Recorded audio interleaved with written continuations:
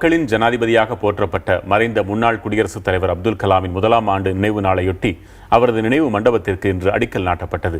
இன்னும் ஓராண்டிற்குள் கலாமிற்கு நினைவிடம் அமைக்கப்படும் என்றும் அறிவிக்கப்பட்டுள்ளது.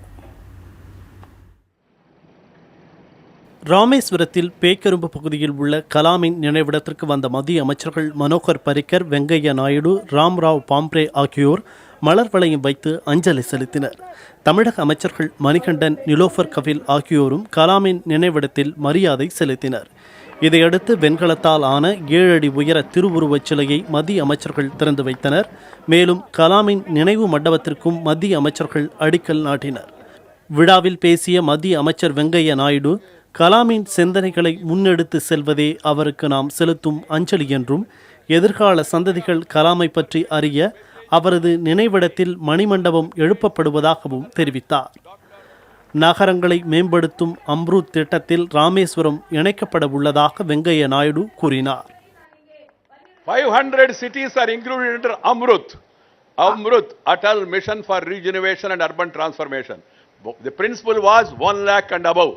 Rameswaram do not have that much population, but as a memory to Dr. Kalam, Sri Narendra Modi ji, Prime Minister, and myself, we discussed and have decided to increase a special case this Rameswaram town under Amrut schemes.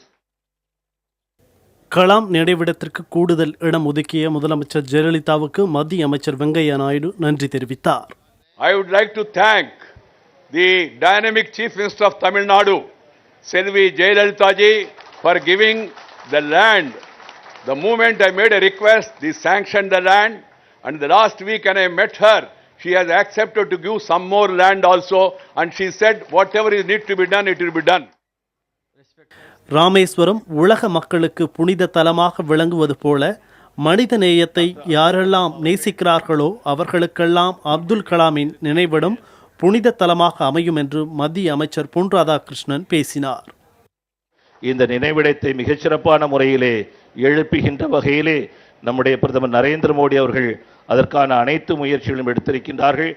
இந்த நினைவிடம் எப்படி அமைய வேண்டும் என்று அப்துல் கலாம் அவர்கள் மறைந்த 1 வார காலத்திற்குள்ளாக திட்டம் தீட்டி வகுத்து வைத்தவர் நம்முடைய பிரதமர் நரேந்திர மோடி அவர்கள். 1 ஆண்டு காலத்திற்குள்ளாக இந்த நினைவிடம் மிகப்பெரிய ஒரு எழுச்சியை பெற்று விளங்கும் என்கின்ற நம்பிக்கையோடு நாம் அடுத்த ஆண்டும் இங்கே கூடுவோம் என்று கூறி அமைகின்றேன். விழாவில் பங்கேற்ற தமிழக அமைச்சர்களும் அப்துல் கலாமுக்கு புகழஞ்சலி செலுத்தினர். மாணாக்கர்களை கனவு காணுங்கள், அந்த கனவு உறக்கத்தில் வரும் கனவாக இருக்கக்கூடாது, உறக்கத்தை விரட்டும் கனவாக இருக்க வேண்டும் என்று தன்னம்பிக்கையை வளர்க்கும் விதமாக எடுத்து கூறினார்.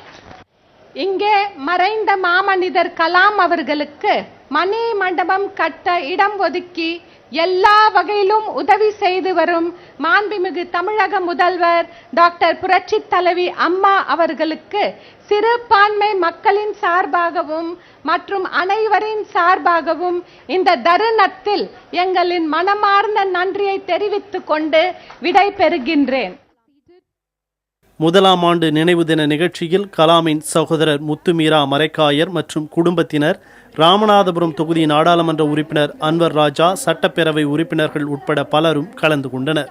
மேலும் பொதுமக்களும் பள்ளி மாணவ மாணவியரும் கலாமின் நினைவிடத்தில் அஞ்சலி செலுத்தினர்.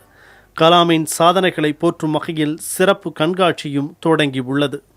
இந்த ஆண்டு அவரது நினைவஞ்சலிக்காக சிறப்பு ஏற்பாடுகள் செய்யப்பட்டிருந்தாலும் அடுத்த ஆண்டு அப்துல் கலாம் அவர்களின் மணிமண்டபம் மற்றும் அறிவுசார் மையத்துடன் நினைவஞ்சலி நடத்தப்பட வேண்டும் என்பதே இங்கு கூடிய மக்களின் கோரிக்கையாக இருக்கிறது.